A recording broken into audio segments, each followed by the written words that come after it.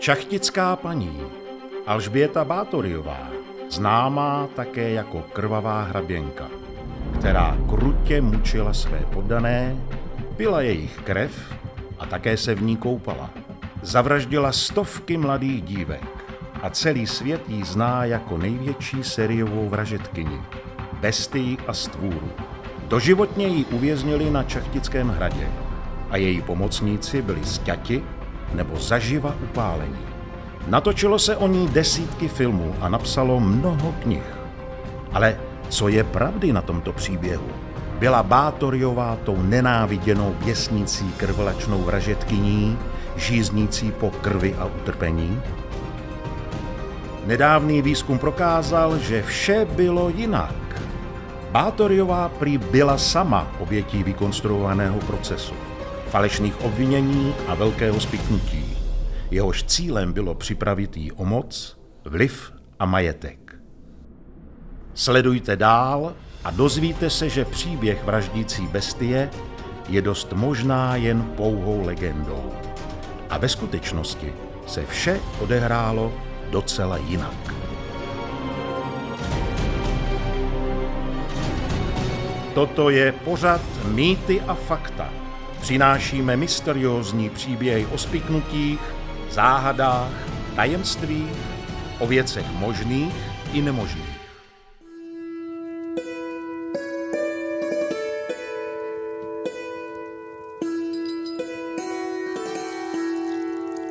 Náš příběh začíná roku 1560, kdy ve městě Nírbátor přišla na svět Alžběta Bátoryová. Narodila se do prominentní protestantské šlechtické rodiny. Rod Bátory vlastnil rozsáhlá panství v oblasti Sedmihradska, byl bohatý, vlivný a příbuzensky spjatý i s významnými polskými rody. Takže Alžbětin strýc Štěpán Bátory byl polským králem a veľkoknížetem litevským. Bátoryovci pochádzajú zo Sedmohradska. Je to aristokratický rod, ktorý pre uhorské dejiny dal obrovské množstvo vojvodcov, rôznych funkcionárov, kráľovských hodnostárov a ešte aj poľského kráľa, ktorý bol Alžbete Bátoryovej strýko. Bátoryovci vlastnili obrovské majetky jednak v Sedmohradsku a jednak aj v tej kráľovskej časti Uhorska a patrili k najbohatším rodom v uhorskej histórii. Alžběta vyrůstala v Eščedu. Získala vzdělání a vedle maďarštiny se naučila slovem i písmem německy, řecky, ale i latinsky. Mladá hraběnka viděla ve svém dětství mnoho násilí. V roce 1566 ve věku 6 let přihlížela v Eščedu popravě místního cikána, obviněného z vraždy a únosu několika dětí, kterého zašili do koňského žaludku. Jindy byla přítomná, když zbouřeným sedlákům její bratranec nařídil odřezat uši i nosy. Ve věku 13 let byla znásilněna sedlákem Láslou Bende.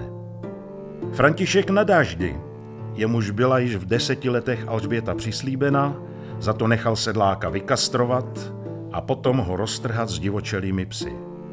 Alžběta, stejně jako její budoucí manžel František, byli oba vychováváni velmi přísně a vedeni k tomu, aby byli tvrdí a nelítostní. Vo všeobecnosti tá výchova v tom 16. 17. storočí, ale samozrejme aj v predchádzajúcom období, v tom stredoveku, bola veľmi prísna. A hlavne chlapci, ktorí mali pred sebou vysoké postavenie, kariéru, boli vychovávaní veľmi tvrdo a veľmi prísne, aby neboli mäkкі. Ako konkrétny príklad môžem uviesť priamo Tomáša Nádaždyho, teda otca nášho Františka, ktorý manželke píše, aby teda toho malého Ferka, ktorý mal vtedy asi 5 rokov, že nechal ako pravidelne trošku zbiť od toho vychovávateľa, aby nebol zmäkčilý. Ale to bola bežná výchovná metóda vtedy a musíme si uvedomiť, že toto povedal otec, ktorý 20 rokov čakal na to, že sa mu narodí dieťa. To manželstvo Tomáša Nádaždyho s Uršulou Kanyžajou, teda rodičia, boli 20 rokov bezdetní. snažili sa maximálne. To máme krásnu literatúru, všetko zachované o tom, že aj korešpondenciu, ako sa snažili mať to dieťa. Po 20 rokoch sa im konečne narodil jediný syn a otec potom píše z Viedne matke, zase ho nechaj pravidelne trošku zbiť, aby nebol mäkký, aby proste z neho bol tvrdý chlap. Takže to je úplne bežná, normálna metóda výchovy. To len my sme dnes takí zmäkčili, že nemôžeme sa na deti ani nahlas ozvať, ale ako tá bitka, alebo teda prísne metódy výchovy v každej forme boli bežné. Aj pri chlapcoch obzvlášť, ale aj pri dievčatách. V jejich 13 letech byly zásnuby a jen o 2 roky později se Bátory ve svých 15 letech za Nadáždyho provdala. Velkolepou svatbu za účasti více než 4,5 tisíce hostů následovaly několikadenní oslavy a svatebním darem Nadáždyho rodiny bylo panství Čachtice. Mladí manželia sa stali najbohatšími alebo jednými z najbohatších manželských párov v Uhorsku. Samozrejme, kto mal také bohatstvo, tak mal aj moc. K tomu treba pripočítať to, že František Nádaždy bol synom uhorského palatína, teda bol to človek, ktorý mal pred sebou obrovskú kariéru, ktorú teda on vyplnil predovšetkým bojom proti Turkom. Patril k najvýznamnejším vojvodcom svojej doby v protitureckých vojnách a bol nazývaný aj Čiernym bejom, pretože mal obrovskú silu a teda všetci ho uznávali ako veľkého stratéga aj protitureckého bojovníka. Takže ich manželský život, ktorý začal v podstate svadbou v roku 1575 vo Vranove nad Topľou, to je na východe dnešného Slovenska, sa odohrával viac menej tak, že manželka bola doma, čakala na svojho manžela, ktorý večne bojoval na rôznych bojových poliach.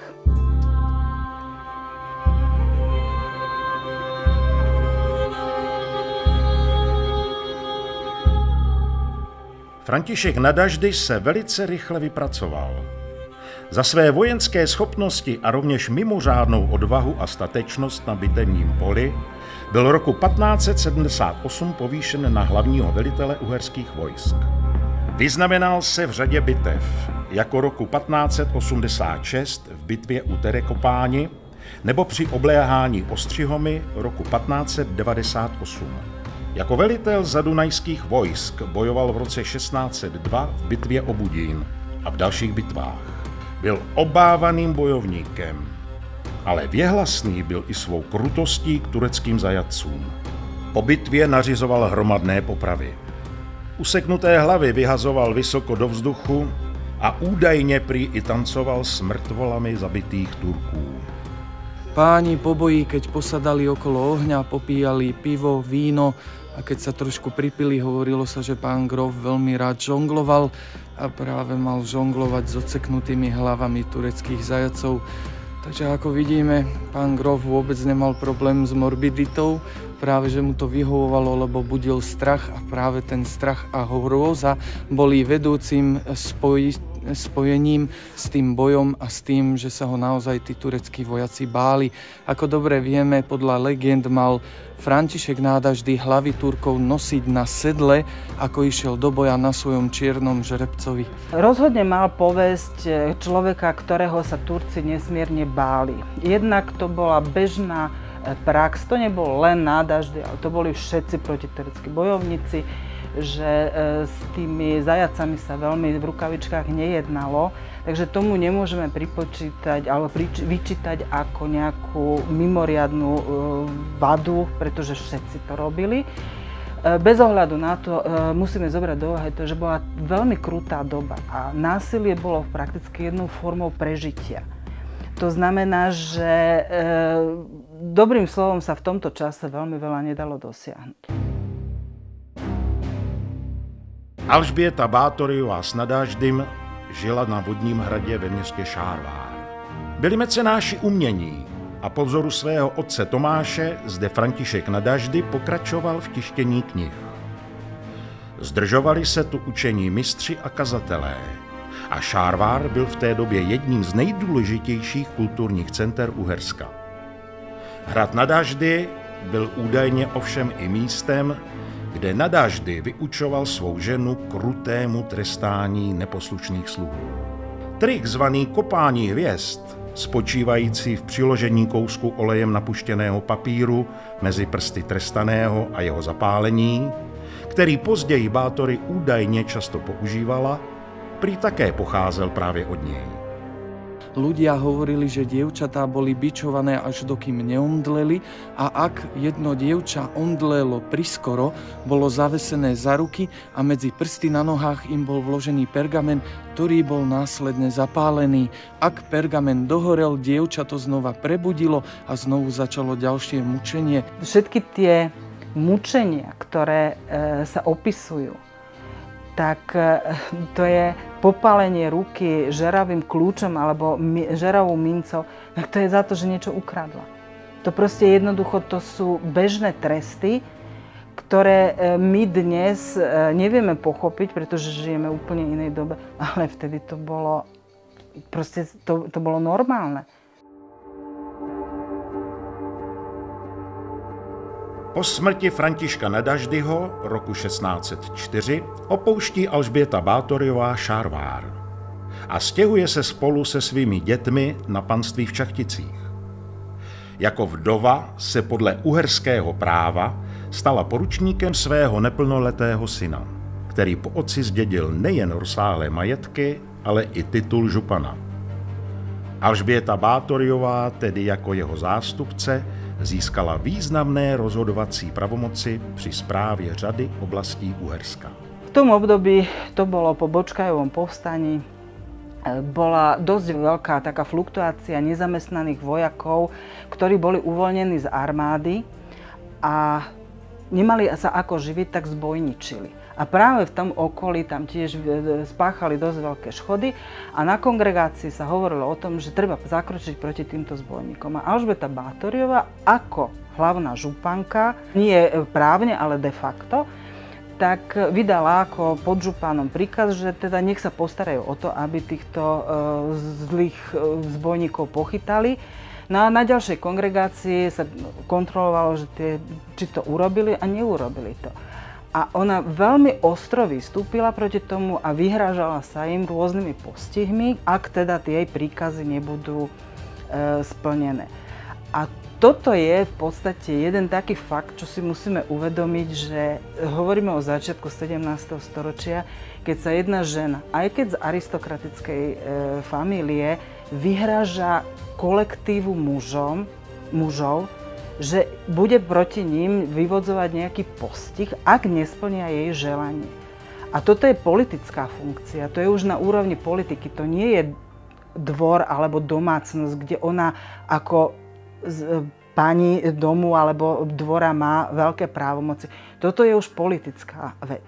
Takže samozrejme, a ďalšie takéto veci máme, kde čo sa zachovali, nejaké korešpondencii alebo rôzne také náznaky toho, že ona bola nesmierne sebavedomá.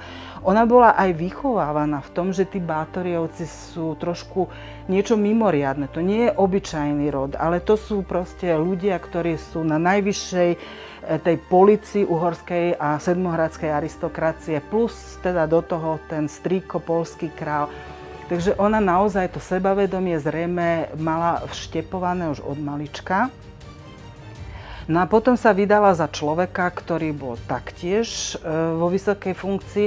Takže ona nemala prečo byť skromná, alebo prečo proste povedať, že no tak dobre, keď sa vám to nechce, tak to nerobte. Nie, ona trvala na svojom.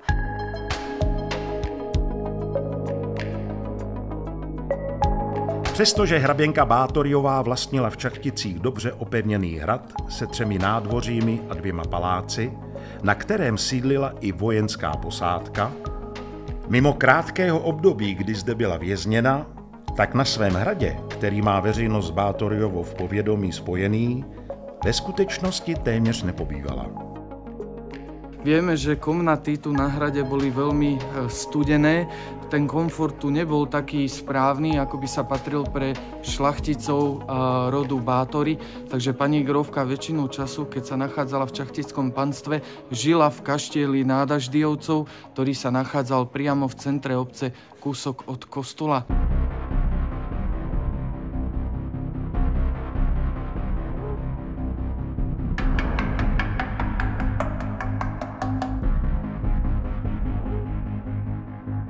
V Šachticích se dochovalo několik objektů, kde pobývala uherská šlechta. Jedním z nich je Drugetova kúrie, kterou obývala Bátoryové mladší dcera Kateřina. Alžběta tady svou dceru často navštěvovala a v roce 1610, ještě před svým zatčením, zde byla i přítomna na její svatbě. Není divu, že zde byla často, protože její sídlo bylo odtud vzdálené méně než 100 metrů. Ale bohužel, dnes jej v Šachticích již nenajdete. Teraz stojím na križovatke kúsok od Drugetovej kúrie. Je to ulica na Doline a tu práve v týchto miestach, kúsok za mnou, asi 100 metrov, už bola časť nádaždijovského cisárskeho kaštieľa. Čiže tu v týchto miestach počas svojho pobytu v Šachticiach bývala grófka Bátoryová, samozrejme so svojím služobníctvom, so svojou rodinou. V súčasnosti tu už nič nestojí. My aj presne vieme, čo sa udialo a kde je tá doba, kedy bol tento kaštiel zničený. Stalo sa tak po poprave Bátoričkyného vnuka Františka Nádaždyho III., ktorého za vlastizradu alebo za účasť na vešelení ho proti Habsburskom sprísahaní v roku 1671 popravili a následne skonfiškovali majetky. Bohužiaľ, Šachtický kaštiel vzal za svý, bola spálená strecha, čiže tá budova tu už postupne chátrala. Noví majitelia RDDovci ho neopravili, slúžil ako hospodárska budova. A keď zoberieme potom, že niekde medzi dvoma svetovými vojnami začala výstavba rodinných domov tu v tejto časti, tak ten bol úplne rozobraný a jediné, čo nám ho pripomína, je jedna pivnica, ktorá patrí miestnemu družstvu ako sklad vína.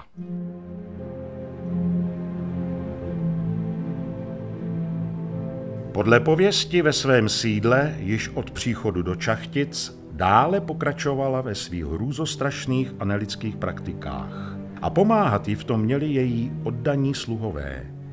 Především Ilona Jo, Dorota Sentéšová, Jan Ujváry, přezdívaný Ficko, ale také Anna Darvuliová, kterou později nahradila Eržika Majorová.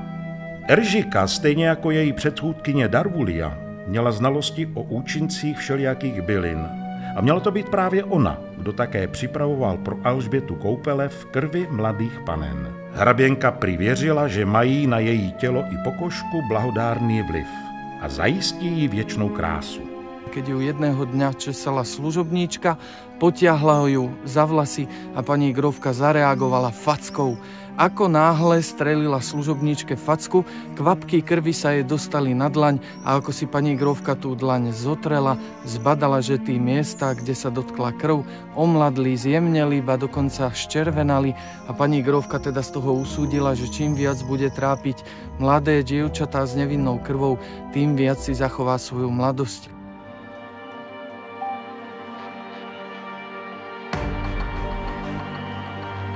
Legenda o Bátoryové se stala předlohou pro řadu knih a mnozí, především autoři beletrie, si také rádi přisadili. Do svých příběhů kreativně vytvořili popisy technik a různých důmyslných zařízení, které měla hraběnka při mučení používat.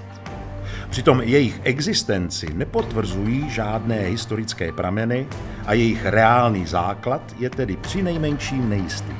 Ve známé knize Šachtická paní od Joža Nížnanského se například zmiňuje zvláštní železná pana. Jedinou železnou pannou na svete, okrem tej v knihe, je práve táto, ktorú vidíte tu. A ak by sme ju mali opísať, ako to celé fungovalo, tak nebol to mučiaci nástroj, pretože železné panny ako stredoveký mučiaci nástroj poznáme. Jedna z nich sa nachádza tu na nedalekom Šachtickom hrade, ale práve táto železná panna tam je ako ukážka tých tortúr, mučenia útrpné právo v stredoveku, kedy obeť zatvorili do útrob tej panny a práve ostré hroty spôsobovali nekonečnú bolesť, ktorá potom mohla viesť až k smrti. Táto železná panna ale bola vraždiaca. Jej úlohou bolo zabiť nevinné dievča, aby sa mohla pani Grófka okrášliť v jej krvi.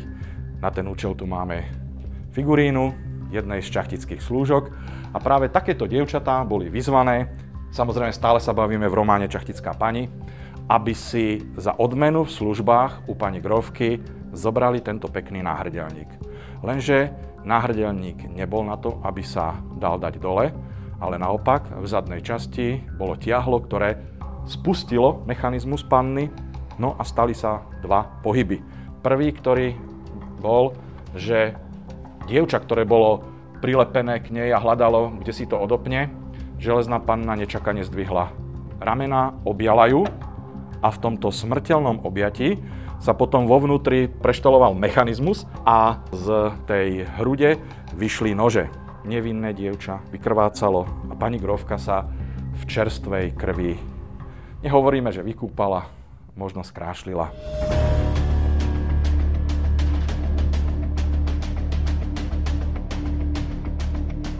Je velmi pravděpodobné, že Alžběta Báthoriová byla na své služebnictvo i poddané přísná a sebe menší prohřešky byly možná tvrdě trestány, což na tu dobu ovšem nebylo nějak neobvyklé. Jestli ovšem docházelo na jejím panství k unášení mladých dívek, mučení poddaných nebo služebnictva, to však jisté není. To, že na tom dvore zomreli nejaké dievčatá, hovorí sa, povedzme, v tejto súvislosti len o dievčatách, ale koľko tam zomrelo mužov? A koľko mužov zomrelo, povedzme, na Turzovskom dvore? A koľko dievčat tam zomrelo? Tu hovoríme o období, keď neexistovala prakticky žiadna lekárska starostlivosť. Keď prišla jedna epidémia a to bolo v podstate každý rok sa opakovali rôzne nákazlivé choroby. To bolo vojnové obdobie, to bolo obdobie protihabsburských povstaní. Tam sa premávali žoldnieri hore-dole, to jednoducho nosilo so sebou tie nákazy. Tí žoldnieri znásilňovali, proste to bola doba, ktorej bolo veľmi, veľmi jednoduché umrieť. Tak my sa nesmieme čudovať na tom, že na jej dvore zomrelo 8 dievčat a na Turzovskom dvore zomrelo tiež asi toľko. V tom istom. A potom my sme teda počítali z tých výpovedí, takých, čo sú relevantné, tak v priebehu tých nejakých 24 rokov sme napočítali dokázateľne 20 mŕtvych dievčat, o ktorých vypovedajú tí svedkovia. Nie je tam 100% nie je tam nikde napísané, že by umreli na to, že boli mučené.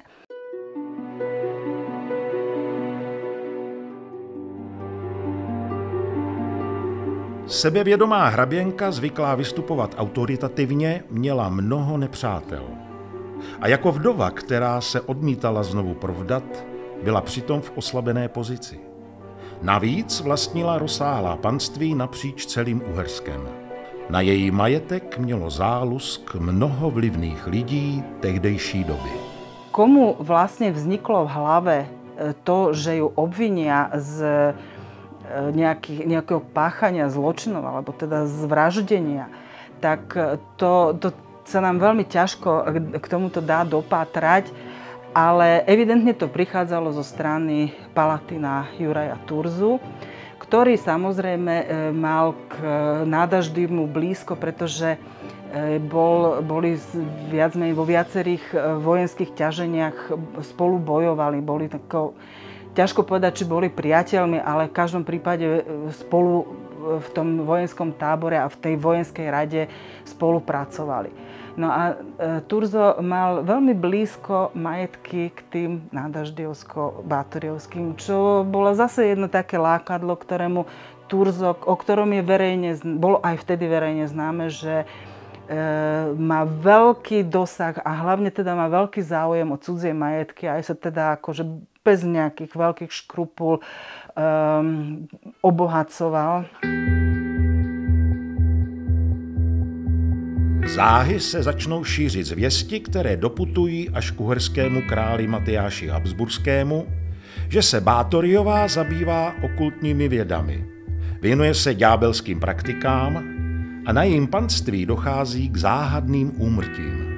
Panovník bol informovaný o tom, že na dvore Alžbety Bátoriovej, konkrétne priamo v Čachticiach,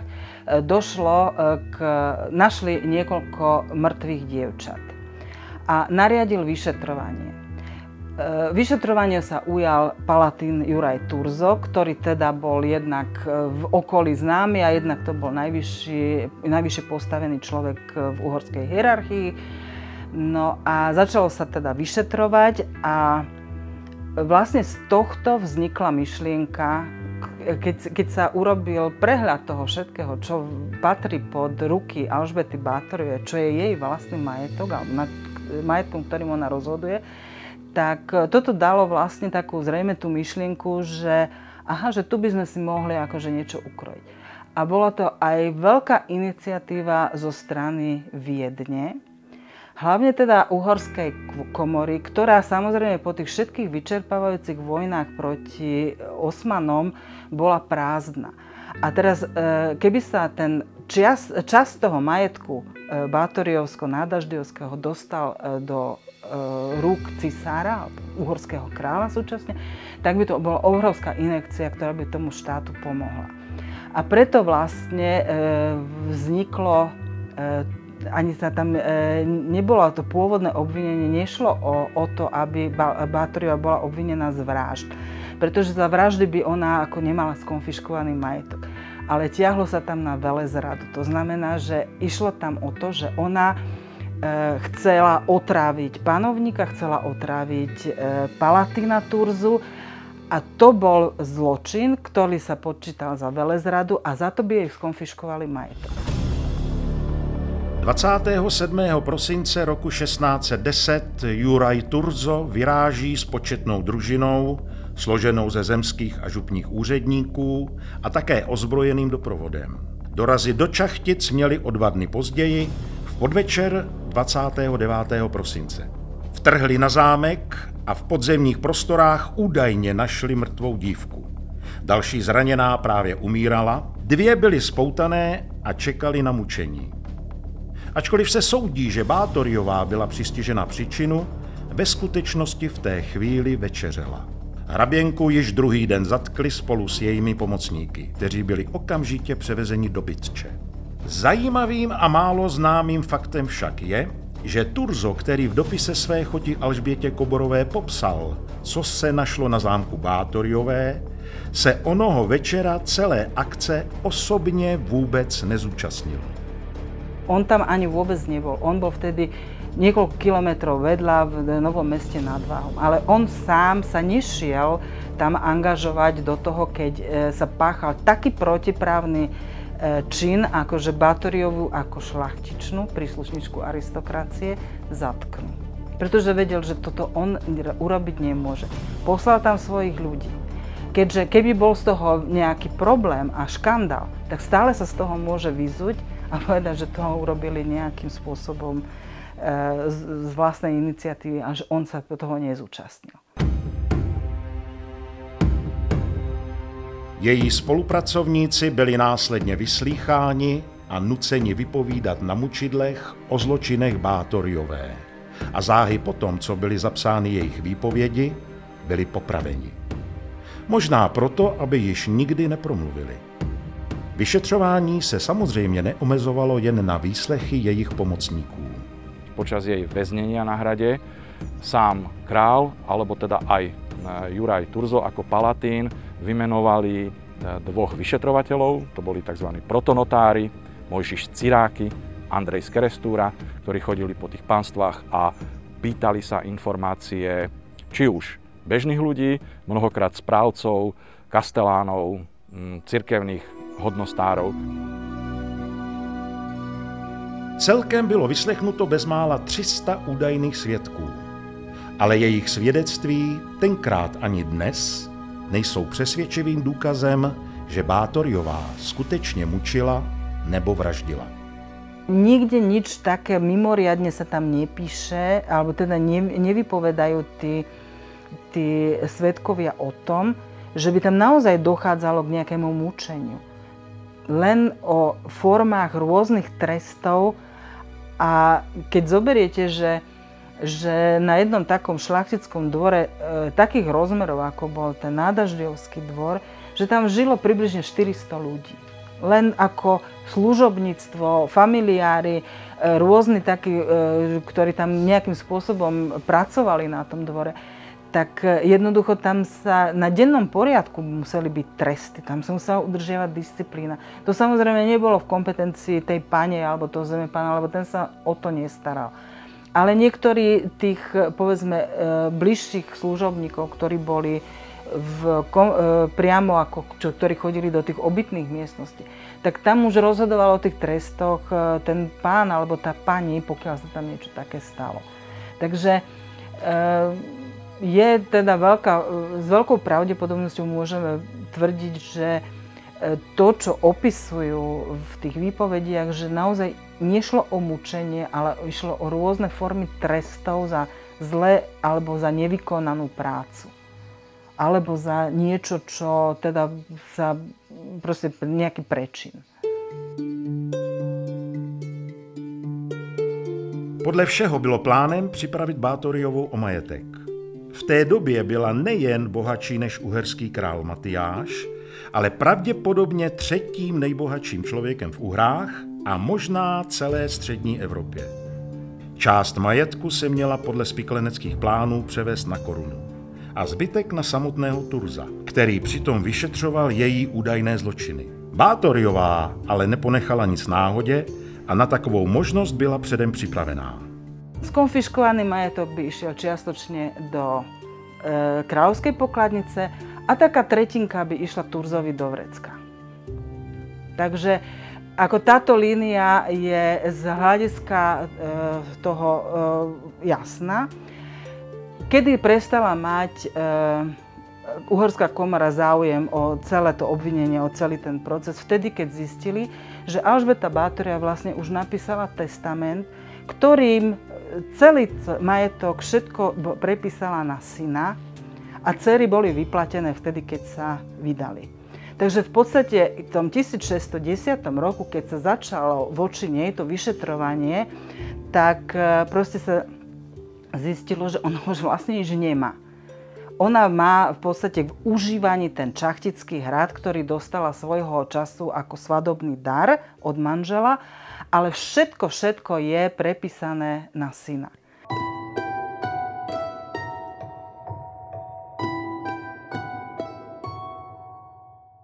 Alžběta Bátoriová v podstatě nikdy nebyla řádně souzena. Důkazy proti ní byly chabé a nikdy by nestačily k jejímu odsouzení. Navíc byla vlivnou osobou s vazbami na významné aristokraty nejen doma, ale i za hranicemi tehdejšího Uherska. Výsledkem bylo, že celá kauza se nikdy nedostala před soud. A hraběnka Bátoriová byla pouze doživotně internována na svém hradě. 25. ledna roku 1611 referoval Palatin Turzo dopisem uherskému králi Matyáši, že Alžběta Bátoriová byla zajata a uvězněna na Čachtickém hradě. Dveře do její komnaty měly být podle tohoto dopisu zazděné a jídlo a pití dostávala pouze malým otvorem ve zdi. Turzo zdá se ovšem, že o podmínkách věznění Bátoriové tehdy krále pravdivě neinformoval. Ani to nie je pravda, že by tam bola zamurovaná. Ona tam normálne chodila, prijímala návštevy, mala tam služobníctvo, mala tam aj ochranu nejakú, teda strážili ju tam. Deti k nej chodili na návštevu, takže to ako ona tam fungovala viac menej, ale neodchádzala z toho hradu. To už nevieme celkom presne povedať, že či neodchádzala, pretože už sa jej nechcelo, nevládala, alebo že či teda naozaj ju ani nepustili. Zrejme tam bola internovaná a nechceli ju nejak, aby veľmi tam cestovala.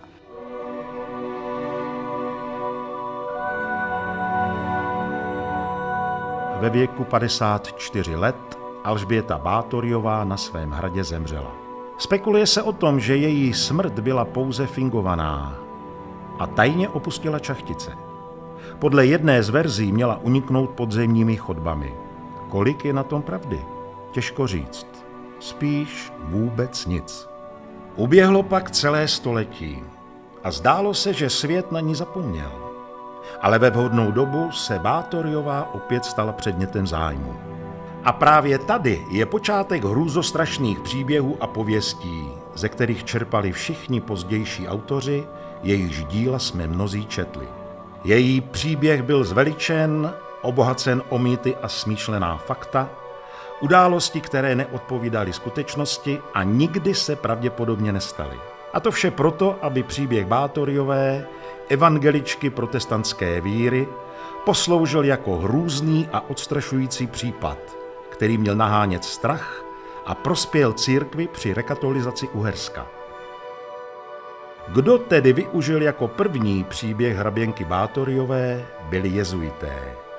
Konkrétně jezuitský kněz Ladislav Turóci, který vykreslil ve svém díle Baedekeru Tragica Historia v roce 1729 jako krvelačnou vražedkyni se sklony ke kanibalizmu. A jezuiti využili naozaj všetko na to, aby svojím spôsobom podopreli tú svoju činnosť rekatolizačnú. A čo mohlo byť lepšie ako žena, ktorá nebola katolíčka a ktorej sa teda dalo prišiť všeličo takéto. A ešte, samozrejme, tento jezuita natoľko nebol doma v celej tej kauze, že on ani nevedel základné veci. To, že on tam píše, že pôvodne bola Alžbeta Báthoria katolíčkou, pod vplyvom manžela sa stala evanieličkou, teda luteránkou. A práve táto konverzia spôsobila to, že jej sa v hlave zrejme niečo pretočilo a preto začala páchať tieto zločiny. Čo je absolútny nezmysel, pretože ona sa narodila do kalvinskej rodiny. Ona bola od narodenia reformovaná, pri manželstve nekonvertovala, ostala reformovaná. Toto v Uhorsku bolo bežnou praxou, že tam tá konfesia nebola až tak veľmi dôležitá, alebo proste nebrala sa tak strašne tvrdo ako hoci kde inde. A je veľmi veľa manželstiev v tomto období, ktoré sú rozličnej konfesie, obidvaja manželia. Tam došlo vždy k dohode o tom, že akej viere budú deti vychovávané.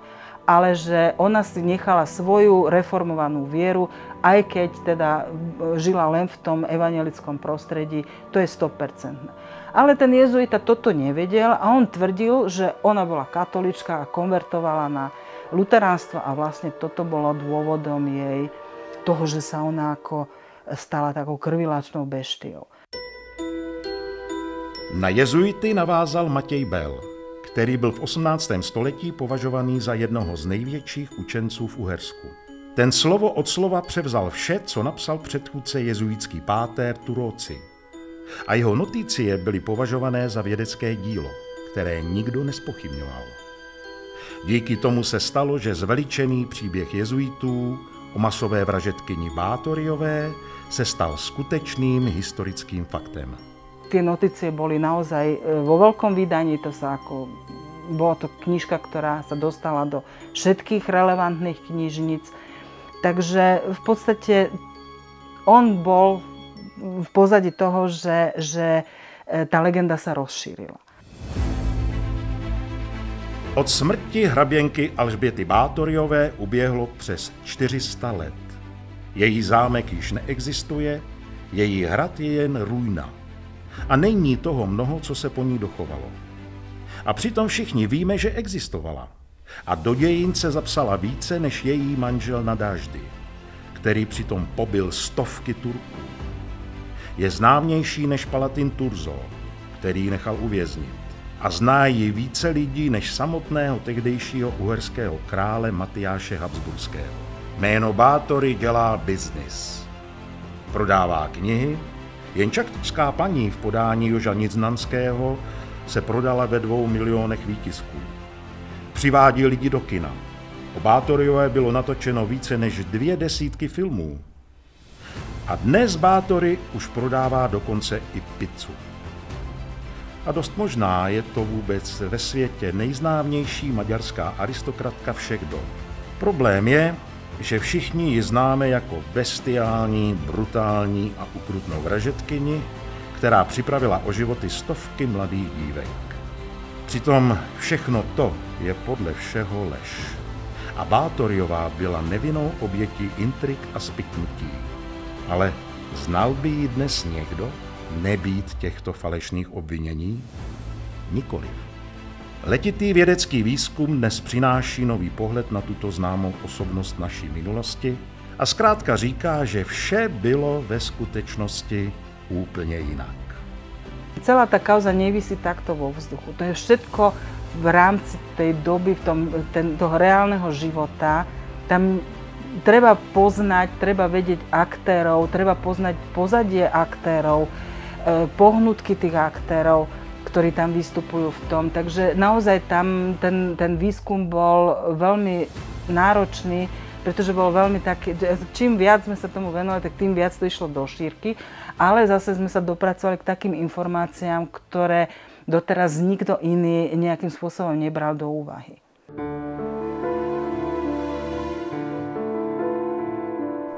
Ať už je pravda jakákoliv, Bátorjová přesto docela jistě byla, je a určitě nadále ještě dlouho zůstane největší sériová vražedkyně. Ne protože to tak bylo, ale protože lidé chtějí slyšet právě tuto fascinující verzi příběhu, za kterou jsou ochotni zaplatit.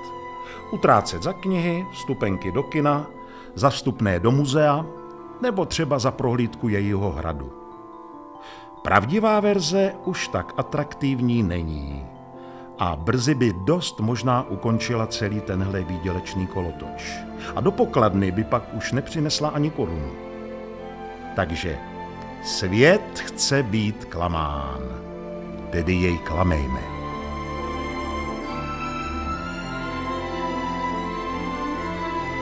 A to je konec našeho příběhu o Čachtické paní. Když nám dáte like nebo napíšete komentář, budeme rádi. A když dáte i odběr, tak nezmeškáte další video, které už teď pro vás připravujeme. Děkujeme, že jste se dívali.